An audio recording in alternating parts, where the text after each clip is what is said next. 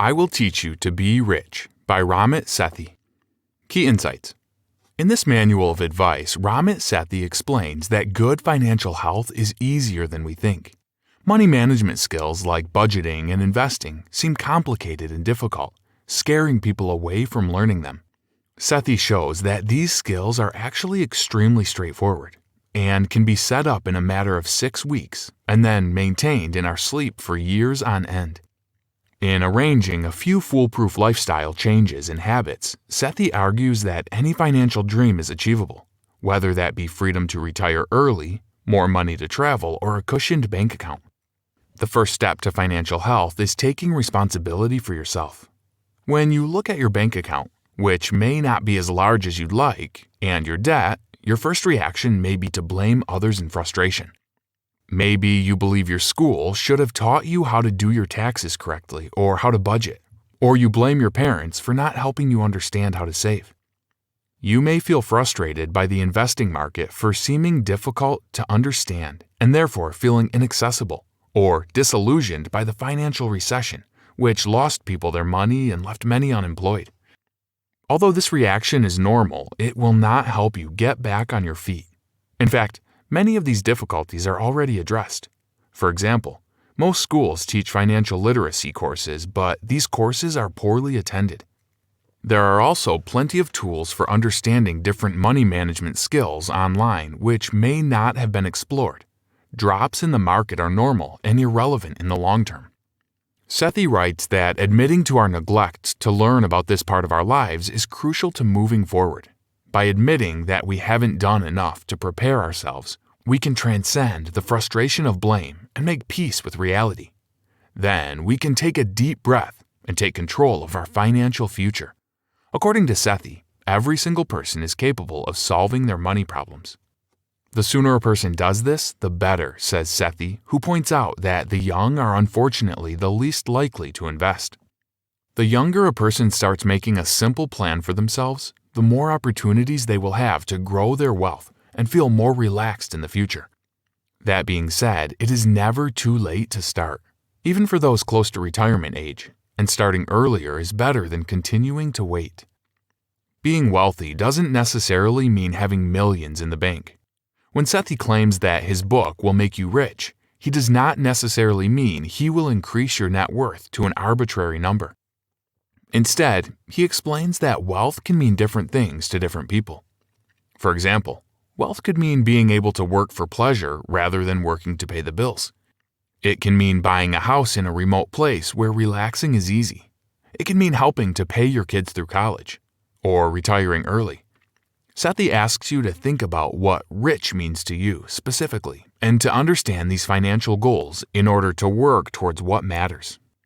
Setting up credit cards can save you money in the long run. Credit cards may seem intimidating, but developing good credit is an essential part of growing your money, since people with good credit save money on the long term.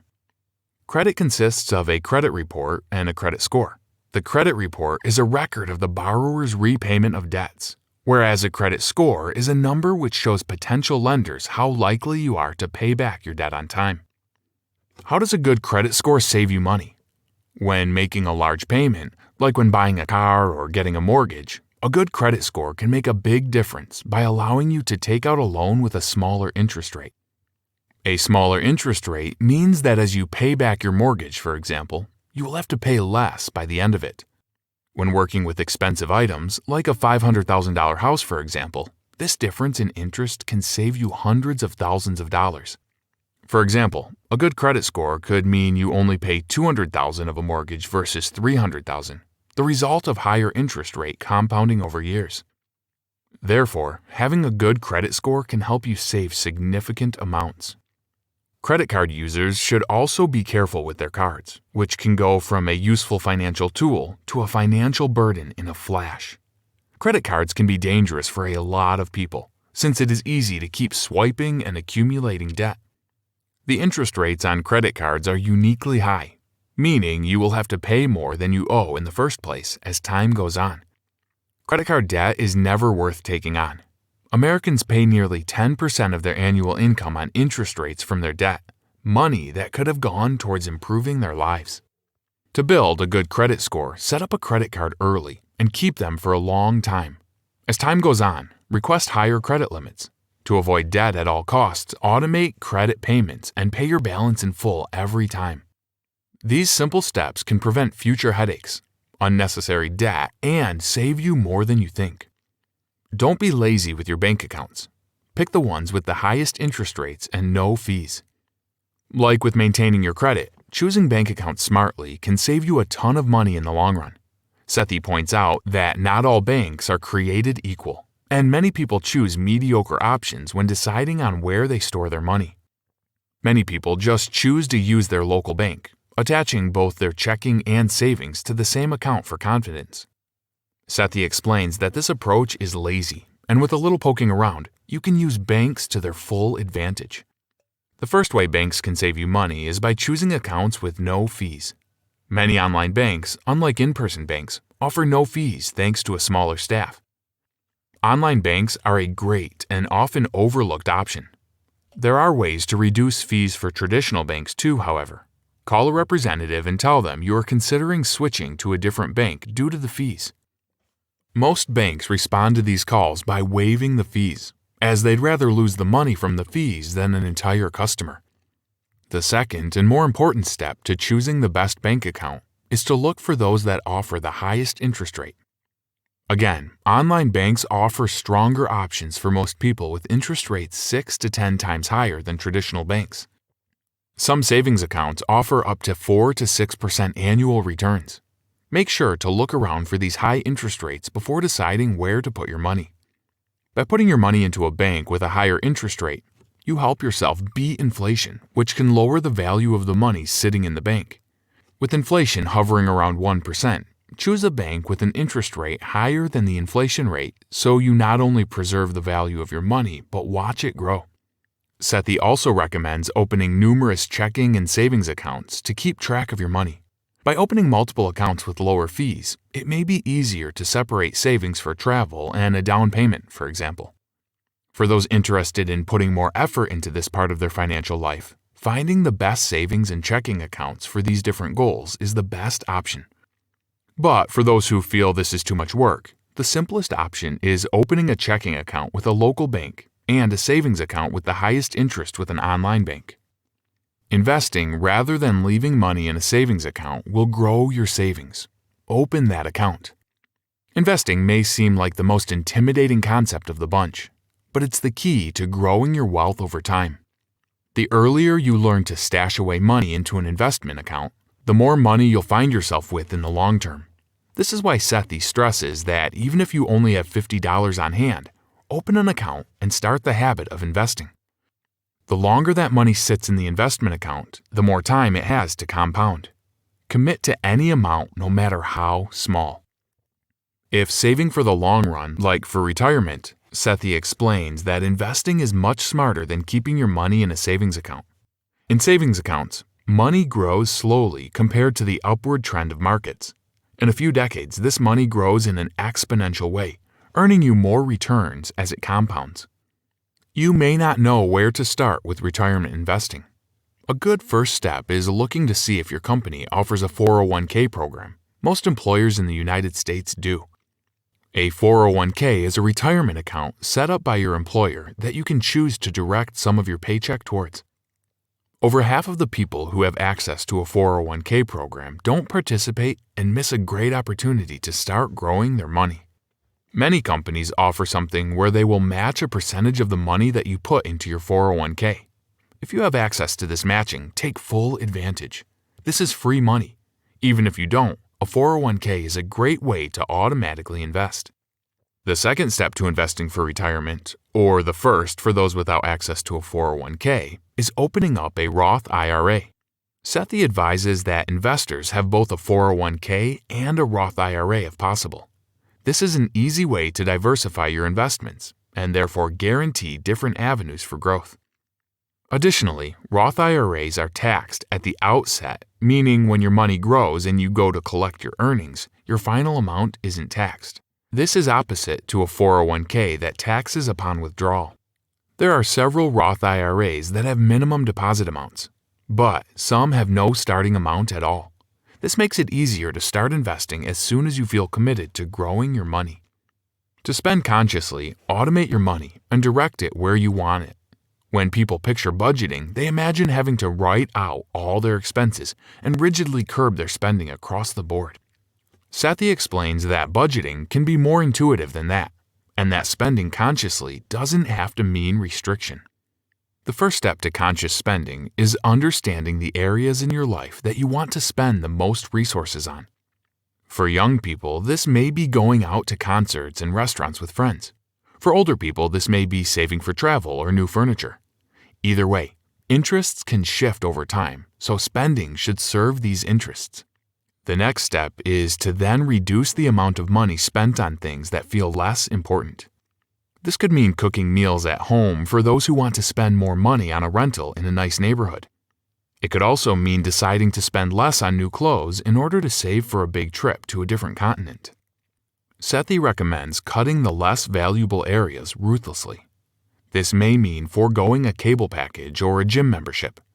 Sethi says this becomes foolproof when you decide where you want to send your money and then automate your payments in a way that reinforces these spending habits.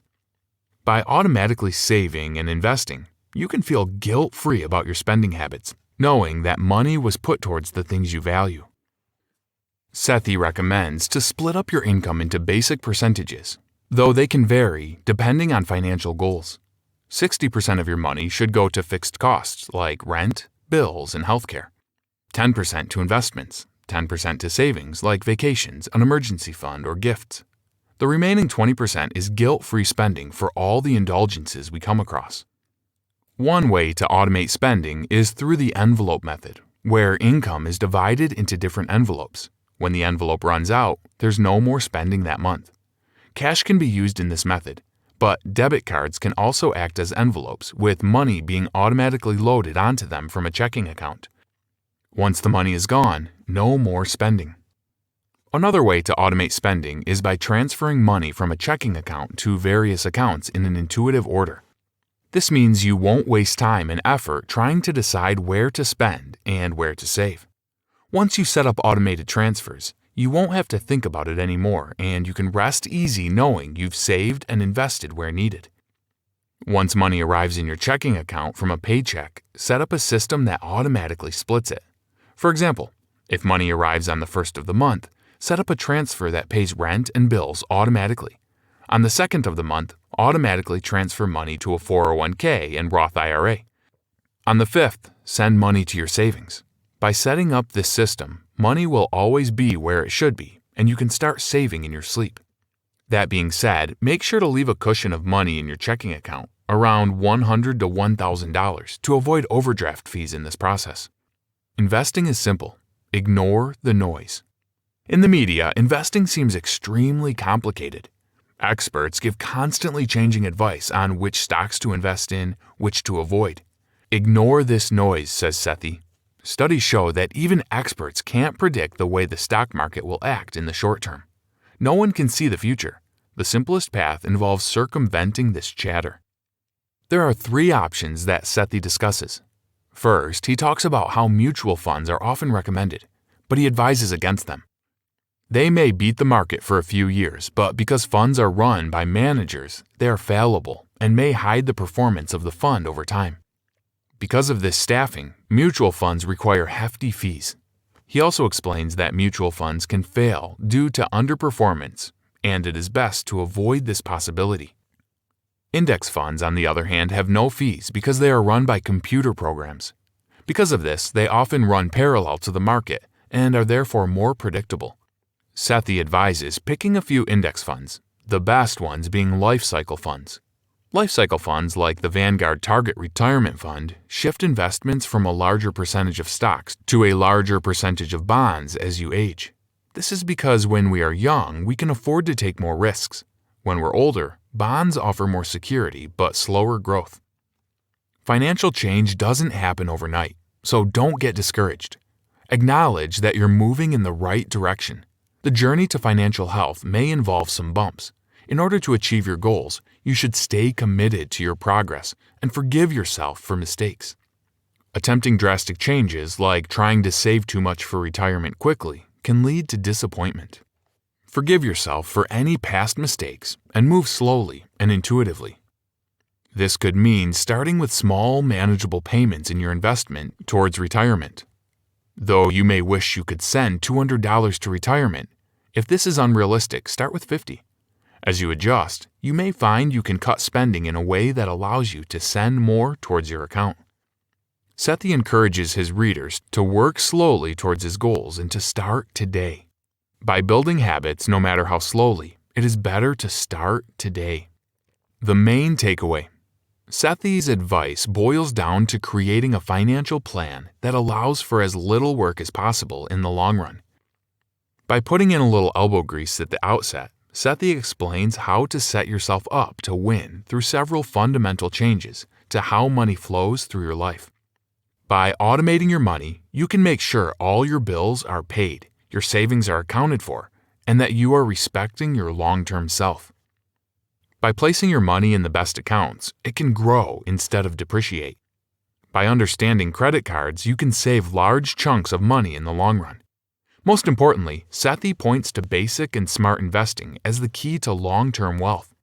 Paying attention, understanding goals, and practicing patience makes these changes possible. Hi, I'm Rhonda, and this is an exclusive audiobook video recorded for the Audiobook Master Channel. Enjoy your audiobook and have fun learning. Don't forget to subscribe and hit the notification button so you'll get updated on our next upload. If you liked the video, give us a thumbs up and say your thoughts about the book we just covered. Do you want to listen to a summary or review of a book that we haven't covered in the past? Say it in the comments below or send us a message. Don't forget to check our other uploads. Enjoy listening!